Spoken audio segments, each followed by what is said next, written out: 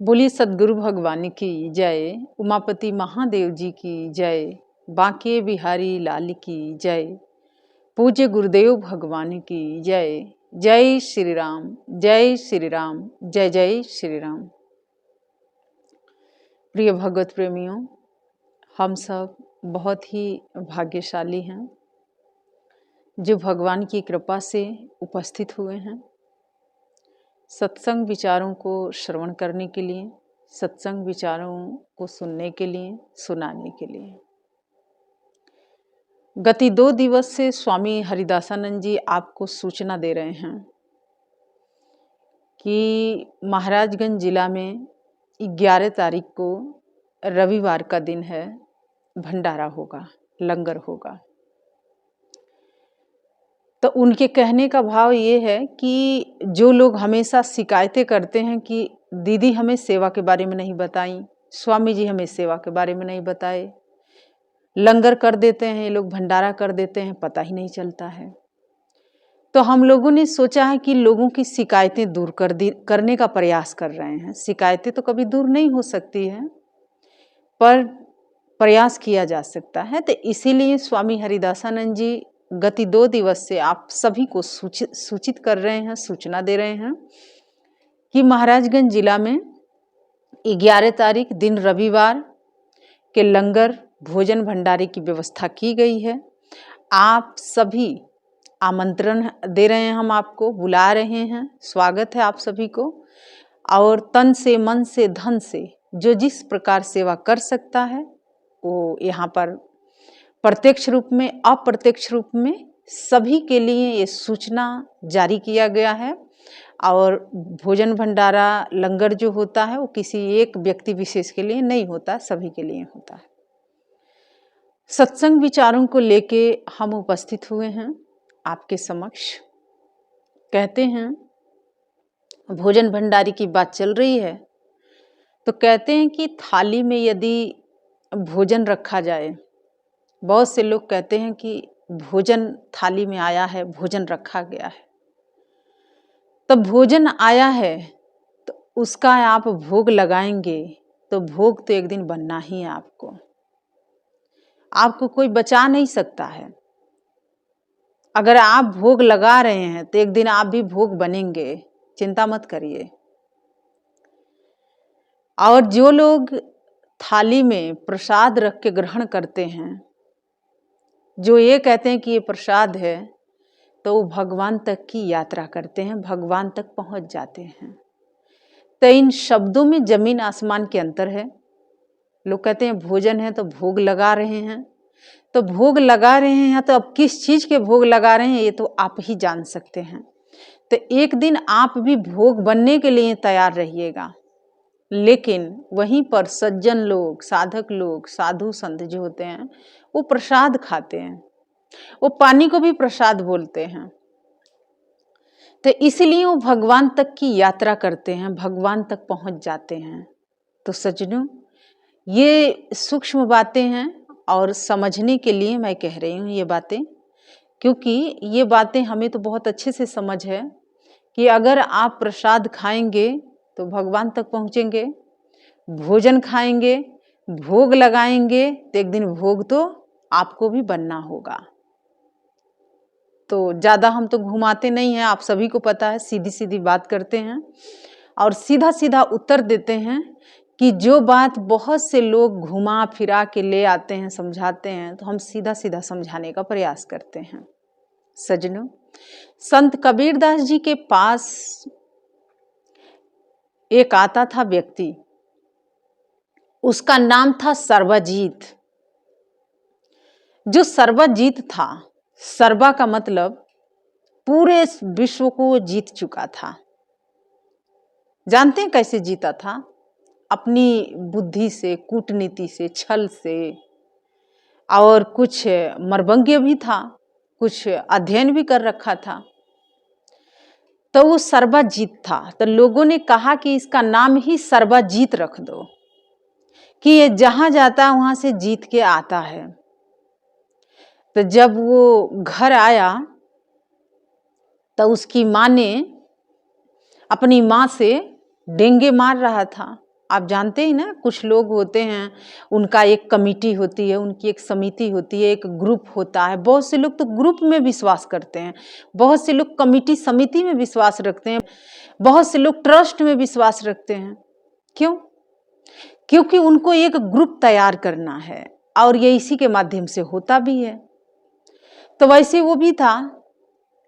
तो जब अपनी माँ के पास आया तो माँ से, अब माँ तो भाई सहज थी, सरल थी, तो उसने कहा, माँ तुम्हें पता है लोग मुझे सर्वजीत कहते हैं। तो माँ ने उसकी मूर्खता पर हंसते हुए कहा कि पुत्र, तुझे लोग सर्वजीत कहते होंगे, लेकिन मैं जो आज तुझे कहने जा रही हूं उस पर थोड़ा सा ध्यान से विचार कर लेना। तो उसने कहा कि क्या? तो उसने कहा कि यही काशी क्षेत्र में संत कबीर रहते हैं। तू सर्वजीत है ना, जा जरा कबीर दास जी को हरा के आ जा, तो मैं तेरे सर्वजीत मान लूंगी। सजनों, माँ तो जानती थी कि ये झूठा मूठा इसका अहम है, झूठा मूठा अहंकार लेके ओढ़ के बैठा है, एक आवरण है इसका। लेकिन सत्य का ज्ञान तो स्त्री को ही होता है ना। जो लोग डेंगे मारते हैं, बड़ी हाँकते हैं, बड़ी लंबी चौड़ी बात करते हैं, तो स्त्री को भगवान ने, प्रकृति ने कुछ गिफ्ट दिया है। वो गिफ्ट ये है, मैं सब स्त्रियों की बात नहीं कर रही हूँ, कुछ स्त्रियां तो ताड़का और सुपनखा की तरह जीवन जीती हैं, लेकिन उसमें भी कुछ स्त्रियां होती हैं जिनको, जो जहां खड़ी हो जाती हैं, जिसके तरफ एक बार देख लेती हैं तो उनको ये बात समझ आ जाती है कि ये व्यक्ति कैसा है, इसकी सोच कैसी हमारे प्रति है। ये स्त्रियों को भगवान ने गिफ्ट रूप में उपहार दे रखा है। और ये वो लोग समझ पाते हैं जिनकी आत्मा जागृत है, जो अपनी आत्मा को मारे नहीं है, जीवंत रखे हैं, जीवित रखे हैं, वही लोग समझ पाते हैं। तो जो सर्वजीत की माँ थी उसी में के थी। वो जानती थी कि एक झूठा आवरण उड़ के आया है, एक झूठा आवरण उड़ के बैठा है, और इसे किसी न किसी संत के पास तो मुझे भेजना ही होगा। इसका ये जो झूठा अहंकार है, झूठा जो आवरण है, तोड़ने के लिए कोई तो चाहिए ना। तो उस समय कबीर दास जी थे और उसने कहा, मानती हूं तू सर्वजीत है, बहुत से लोग डेंगे मारते हैं, देश विदेश में हमने इतना काम किया है, ये है वो है, लेकिन अपने ही जीवन में राख बन के बैठे हैं। वो खाक है, अंधकार है, जहां प्रकाश की एक किरण तक की नहीं है, और दुनिया को मोक्ष के मार्ग दिखा रहे हैं लोग। सजनों, आप क्या मोक्ष की यात्रा कर पाए हैं, कर रहे हैं? नहीं ना। तो इसीलिए सर्वजीत की माँ जो थी उसने कहा, जा कबीर के पास, उसको हरा के दिखा दे मेरे को, मैं मान जाऊंगी तू मेरा बेटा है और तू सर्वजीत है। जा हरा उसको। रोज वो क्या करता था, कागज पर लिख के कुछ भेजता था, रोज भेजता था। लेकिन कबीरदास जी वो खोल के भी नहीं देखते थे। वो क्या करते थे, एक कोरा कागज उसको भेज देते थे। उसके प्रश्न के यही उत्तर था। और ये सिलसिला एक दिन दो दिन नहीं चला, काफी लंबा समय चला, बहुत लंबा समय चला। सजनों, यहां थोड़ा सा हम रुक जाते हैं। कहते हैं ज्ञान की बात चल रही है। बहुत से लोग आज उदाहरण देते हैं रावण के, विभीषण के। रावण तो ज्ञानी था, वेद पुराणों का ज्ञाता था, लेकिन फिर भी राम को नहीं समझ पाया। सजनों, किसी काल में रावण आया होगा, किसी काल में विभीषण आए थे, किसी काल में राम आए थे, लेकिन जिस काल में, जिस समय में आप जी रहे हैं, क्या उस समय में आप रावण बन के नहीं बैठे हैं? क्या रावण के जैसे आपके अंदर अहंकार नहीं है, वासना नहीं है, कपट नहीं है, छल नहीं है? जिस रावण तो कभी कोई आया होगा, त्रेता में, सतयुग में कोई रावण था, लेकिन आज तो वर्तमान में, प्रेजेंट में मैं बात करती हूं, तो इतने रावण हैं जो रावण के जैसे लिबास तो बनाए हैं, उसी रावण जैसे जो कोई एक त्रेता में रावण था, जो वेदों का मर्मज्ञ था, ज्ञानी था, धन था उसके पास, बहुत कुछ था, बहुत बड़ा साइंटिस्ट था वो, सारी चीजें उपलब्ध थी। लेकिन क्या आज के समय में ऐसे लोग नहीं हैं? बहुत से लोग हैं जो अपनी कमिटी समिति, अपना रोजगार, अपना बिजनेस, अपनी सारी चीजें चला रहे हैं। कौन सा बन के? साधु बन के चला रहे हैं? नहीं। समझ लेना, अगर छल है, कपट है, बेईमानी है, वासना है, तो आप रावण का आवरण ओढ़ के बैठे हैं, रावण ही हैं। बहुत से लोग ये भी कहते हैं विभीषण की तो आंख राम को पहचान ली, लेकिन रावण नहीं पहचाना। तो मैं आपको बता दूं, न तो रावण ही कोई महान था और न विभीषण ही बहुत बड़ा कोई महान था। पूछो क्यों? क्योंकि न तो आज के समय में और पहले के समय में न तो कोई अपने पुत्रों को रावण नाम रखता है और ना ही विभीषण भी रखता है। कोई रखता ही नहीं है। मैंने तो आज तक नहीं सुना। आपने सुना होगा तो कमेंट करके बता दीजिएगा। तो कौन महान है? उसमें राम महान थे, क्योंकि आज भी लोग राम के नाम पर कई नाम रख देते हैं।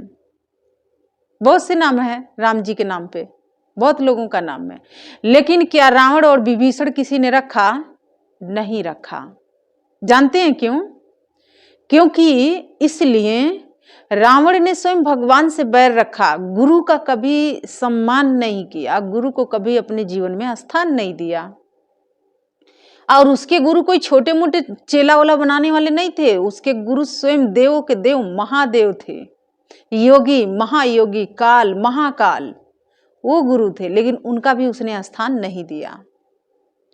और जो विभीषण थे, उन्होंने इसलिए उनका नाम नहीं रखा जाता है क्योंकि उन्होंने अपने ही भाई से छल किया, गद्दारी कर दिया, धोखा दिया। तो आज के समय में ऐसे लोग अपने ही भाई बहनों के साथ क्या छल कपट गद्दारी नहीं करते हैं? चाहे वो गुरु भाई हैं, चाहे गुरु बहनें हैं, चाहे सगी बहनें हैं, चाहे सगा भाई है, क्या आज वो नहीं करते हैं? सभी तो लाइन में लगे हैं, कतार में तो सभी हैं। और बात सुनाते हैं विभीषण के, बात सुनाते हैं रावण के, बात सुनाते हैं सब राम के। अरे राम ने तो अपने भाई से कोई गद्दारी नहीं की, वो तो सहज ही सब कुछ छोड़ के चले गए। तो जो लोग राम की बातें करते हैं तो वो लोग भी सहज ही छोड़ के चले जाए ना। समिति छोड़ दें, संस्था छोड़ दें, अपना एम्पायर जो खड़ा किए हैं वो छोड़ दें, और राम के जैसे बलकल पहन के थोड़ा तपस्या कर लेना। अभी तो सारी औकात सामने आ जाएगी। जो 4-4 हजार किलो के जो लोग बादाम खाते हैं, अभी तो सारी अकड़ निकल जाएगी ठंडी गर्मी बरसात में। तो सजनों, राम की बात कर लेना और राम जैसे बन जाना, शब्दों के अभाव है, मैं बता नहीं सकती हूँ कि राम क्या थे। राम वासना से युक्त नहीं थे, राम वासना से ऊपर के जीवन जीते थे। लेकिन जो आज राम की बातें जो लोग करते हैं, वो वासना से युक्त जीवन जीते हैं, कपट से, छल से मन भरा हुआ है ऐसे लोगों के। तो ऐसे लोग ज्यादातर बातें बहुत राम जी के करते हैं, विभीषण के करते हैं, रावण के करते हैं। ना ही कोई रावण महान बना और ना ही कोई विभीषण महान बना। अगर कोई महान बना तो राम थे। तो इसीलिए न लोग रावण नाम रखते हैं और ना ही विभीषण नाम रखते हैं। तो सजनों, सर्वजीत की जो माँ थी वो जानती थी कि जब जब भी अहंकार छाता है तो संतों के पास भेज देना चाहिए, या संत ही आ जाएंगे आपके पास। और संत सीधा प्रहार मारते हैं, अगल बगल नहीं मारते हैं, सीधा प्रहार देते हैं, सीधा चोट मारते हैं। कबीरदास जी उसके किसी प्रश्न के उत्तर नहीं दिए। सजनों, जानते हैं क्यों? क्योंकि जो सहज व्यक्ति होता है ना, वो किसी के उत्तर नहीं देता है, छलकता नहीं है, कूदता नहीं है, वो उत्तर देने में रुचि नहीं रखेगा। अब ऐसा ना सोचिएगा कि अब आप लोग भी बहुत से उत्तर पूछते हैं तो यहाँ से समाधान दिया जाता, उत्तर नहीं दिया जाता है। जो साधु संत होते हैं वो आपको समाधान प्रदान करते हैं, उत्तर नहीं देते हैं। आपके किसी भी प्रश्न का उत्तर नहीं दिया जाएगा, समाधान दिया जाता है। उत्तर कौन देता है? जो हल्के लोग होते हैं, जो सिर्फ कूदना जानते हैं, भागना जानते हैं, वही लोग उत्तर की खोज में रहते हैं और उत्तर देने में लगे रहते हैं। लेकिन सज्जनों, या समाधान देती हूँ। XYZ कोई भी बात हो, संसार से, घर गृहस्थी से, भक्ति से, साधना से, सत्संग से, कथा से, कोई भी कार्य है या कोई भी सेवा है, हमसे कोई पूछता तो हम उसका समाधान बताते हैं कि ये समाधान है, इसका आप कर लो, ऐसे कर सकते हो तो करो, नहीं तो जा सकते हो, कोई दिक्कत नहीं है। लेकिन आज तक मैंने किसी को उत्तर नहीं दिया। तो इसीलिए जो साधु संत होते हैं वो समाधान देते हैं, उत्तर में उनकी रुचि ही नहीं होती है, उत्तर में वो विश्वास नहीं रखते हैं। क्योंकि अगर आप उत्तर देने लग जाएंगे ना, तो आप उत्तर ही बन के रह जाएंगे। ध्रुव का भाई का नाम उत्तर था, फिर उसका अस्तित्व ही नहीं बचा। इसलिए बातें समझा रही हूं।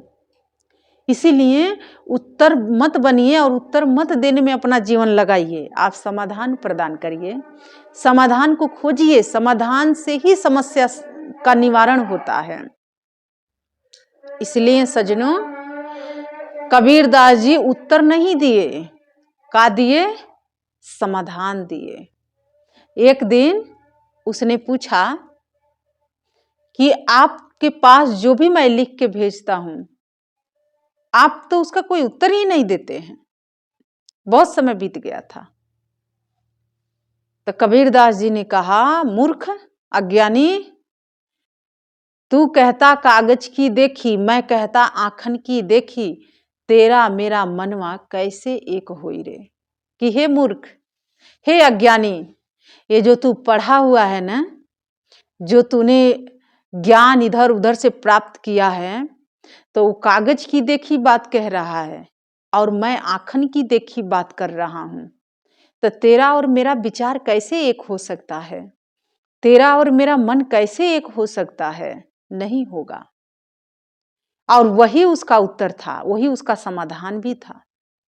तो जो सर्वजित था, अपनी माँ के पास लौट के आया और कहा कि माँ, मैं सारी दुनिया को जीत लिया पर कबीर को नहीं जीत पाया। तो माँ ने कहा, क्यों? तो उसने कहा, मैं कागज की लेखी बात करता हूं और कबीर आँखन की देखी बात करता है, इसलिए मैं हार गया। तो माँ ने कहा कि जा, कबीर के चरण पकड़ लेना, कबीर तेरे को समाधान जरूर देंगे। अगर वो आँखन की देखी बात करते हैं तो वो तुझे आँख भी देने में सक्षम हैं, वही तुझे ज्ञान की आँख प्रदान करेंगे और तू सही में सर्वजीत एक दिन बन जाएगा। तो सज्जनों, संत जो होते हैं, साधु जो होते हैं, वो किसी को नीचा नहीं दिखाते हैं, समाधान देते हैं। और संत कबीरदास जी के पास जब सर्वजीत आया, तो वो पहले वाला सर्वजीत नहीं था, जो अकड़ के आया था वो सर्वजीत नहीं रहा। वो फिर वो सही में सर्वजीत बना, उनसे ज्ञान की प्राप्ति की और आगे चल के उसने अपने नाम को सार्थक किया। तो सज्जनों, कहने का भाव यही है, समझाने का भाव ये है कि आप चाहे ऊपर से जितना मर्जी अच्छे आवरण ओढ़ के बैठ जाओ, शब्दों का जाल चाहे जितना मर्जी रच लो, पर ये आपके समस्या का समाधान नहीं है। आप चाहे जितने ऊंचाई से छलांग लगा लो, जहां चाहे वहां उड़ लो, लेकिन ये फिर भी समाधान नहीं है। आप उड़ कहाँ रहे हैं? वासना के ओर उड़ रहे हैं। आप छलांग कहाँ लगा रहे हैं? जहां पर कपट है, छल है, वहां पर आप छलांग लगा रहे हैं। तो सज्जनों, एक साधारण सी स्त्री थी जिसका नाम सीता था। मानवीय रूपों में उन्होंने जमीन से प्रकट हुई थी। साधारण सी बुद्धि थी, साधारण सी बात करने वाली एक नारी थी। लेकिन इंद्र जो था एक राजा था, और राजा का पुत्र तो राजा ही होता है। उसका पुत्र का नाम जयंत था। कहते हैं ना, आप ऊपर से आवरण ओढ़ लेंगे, ऊपर से जितना मर्जी चमक दमक बना लें, कुछ भी कर लें, लेकिन मुंह कहाँ मारेंगे? गंदे में। और वो उस साधारण से स्त्री जो सुशील थी, जो तीनों लोगों को समझने वाली, जो स्वयं आदि पराशक्ति है, जो माँ लक्ष्मी स्वरूपा हैं, लेकिन साधारण से बनी हुई हैं। शरीर पर एक बलकल है, इसके अतिरिक्त कुछ नहीं धारण की हैं। लेकिन उनके पास वो चोंच मारने आया और चोंच मारा। क्या उसके मन में पवित्रता थी? वासना से पीड़ित था, भाग रहा था, जल रहा था, इधर उधर भागने में लगा हुआ था, लेकिन उसका नाश कहाँ होना था? उसको समाधान कहाँ से मिलना था? आया ना, एक साधारण से स्त्री के पास आया और वहीं से उसका नाश भी हुआ। नाश किस चीज का हुआ? वासना का नाश हो गया और उसको जीवन दान मिला। समाधान तो मिला, जीवन दान मिला। तो सजनों, यही है जो बड़े बड़े लोग उड़ रहे हैं, छलांग लगा रहे हैं, उड़ना सिखा रहे हैं, उड़ रहे हैं, महान महान जगह पर खड़े हैं, महान महान जगह पर चल रहे हैं, और मार रहे हैं रात दिन। रात दिन अगर कोई चिंतन है तो सिर्फ विषय वासनाओं के चिंतन है। आप कहेंगे मेरे को ये सब कैसे पता होता है? मेरे को उन लोगों के शब्दों से दुर्गंध आती है, बू आती है, इसलिए ये बातें मैं कहती हूं, और कोई बात नहीं है। क्योंकि मैं शब्द सुन के बता दूंगी कि ये शब्द किसके हैं, और ऐसा जाल ताल रचने वाला, शब्दों का चयन करने वाला, शब्द रचने वाला, शब्दों का महाजाल उड़ाने वाला कौन मूर्ख ऐसा हो सकता है? वो मैं बहुत अच्छे से बता दूंगी। इसलिए सजनों, आप सही में आवरण मत ओढ़िए, सही में साधु बनिए। जो साधु होता है, संत होते हैं, वो उत्तर नहीं देते हैं, समाधान देते हैं। और मैं आज आपको समाधान ही प्रदान करने आई हूं, समाधान दे रही हूं। जैसे सीता जी ने जयंत को समाधान प्रदान कर दिया ना, वासना से पीड़ित था, वासना से युक्त था और विचलित था, हमेशा तिलमिलाया रहता था, हमेशा इधर उधर भागता रहता था, कभी यहाँ उड़ रहा है, कभी वहां उड़ रहा है, कभी वहां बैठ रहा है, कभी वहां बैठ रहा है। क्या आज ये समाज की हालत नहीं है? उससे भी गया गुजरा हालत है लोगों के। लेकिन सजनों, एक साधारण सी स्त्री थी जो प्रकृति से जुड़ी हुई थी, और उसको समझने में देर नहीं लगा और समाधान मिला ना, बहुत अच्छे से समाधान मिला। तो सजनों, इसीलिए तू कहता कागज की देखी, मैं कहता आखन की देखी, तेरा मेरा मनवा कैसे एक होई रे। कबीरदास जी ने कहा, हे मूर्ख उदंडी, शब्दों के जाल रचने वाला, अभी भी समय है, संभल जा, संभल जा, सुधर जा। ये जो शब्दों का आवरण ओढ़ा है, शब्दों का जो जाल है, वो अभी भी हटा दे। तेरा मेरा मनवा कैसे एक होई रे। तू कागज की लेखी बात कहता, मैं आखन की देखी बात करता हूं। तो सजनों, ये संत महापुरुष ही ऐसी बात कह सकते हैं, बाकी तो सब आवरण ओढ़ के बैठे हैं, आवरण ओढ़ा रहे हैं, छलांग लगा रहे हैं, उड़ान भरना सिखा रहे हैं, उड़ रहे हैं। लेकिन जब व्यक्ति उड़ता है तो कहाँ आता है? जमीन पर आता, चूर चूर हो जाता है। बस इसका भी ध्यान रखना, ज्यादा समय नहीं लगता चूर चूर होने में। तो यही कुछ भाव था जो हम लेके आपके समक्ष उपस्थित हुए थे। और लंगर के भोजन भंडारे की व्यवस्था में फिर से एक बार आपको दोहराना चाहती हूँ। स्वामी हरिदासानंद जी हमारे आश्रम के, हमारा भी सारा मैनेजमेंट वही देखते हैं, संभालते हैं, करते हैं। और इस भोजन भंडारे से, या कथा होती है, सत्संग होता है, या आश्रम से जुड़ी कोई भी कार्य है, तो आप लोग उनसे संपर्क करें, उनसे सलाह लें। अगर लेना चाहते हैं तो फ्री के सलाह हम लोग देते भी नहीं हैं। तो ये भोजन भंडारा की जो सेवा है आपको सूचित कर रहे हैं, और मैं भी सोच रही हूँ आपको सूचना दे दूँ। तो एक बार फिर से सत्संग के अंत में आपको ये सूचना दिया जा रहा है कि आप लोग जहाँ भी हैं, आ सकते हैं तो आइएगा, नहीं आ सकते हैं तन मन धन से जरूर सेवा करिएगा, क्योंकि लंगर भोजन भंडारा हो रहा है तो ये परमात्मा के, ईश्वर की कृपा से ही हो रहा है। और आइए, तेरा मेरा मनवा कैसे एक होई रे, तू कहता कागज की देखी, मैं कहता आँखन की देखी। तो कागज की देखियों पर नहीं, आँखन की देखियों पर विश्वास किया जाता है। और सर्वजीत एक दिन कबीरदास जी के पास गया तो सही में सर्वजीत बना।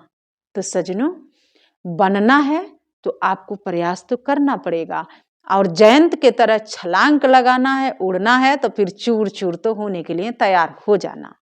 यही कुछ भाव था सत्संग विचारों का, जो अर्थ था यही था। अपने बुराई, अपने अहंकार से, अपने गंदे षड्यंत्रों से बचिए और लोगों को भी बचा के रखिए। और आइए भगवान के चरणों में जय घोष अर्पित करते हैं। बोलिए उमापति महादेव जी की जय, श्री कृष्ण बलदेव जी की जय, पूज्य गुरुदेव भगवान की जय। जय श्री राम, जय श्री राम, जय जय श्री राम। मां अंबिका भवानी की जय। धन्यवाद।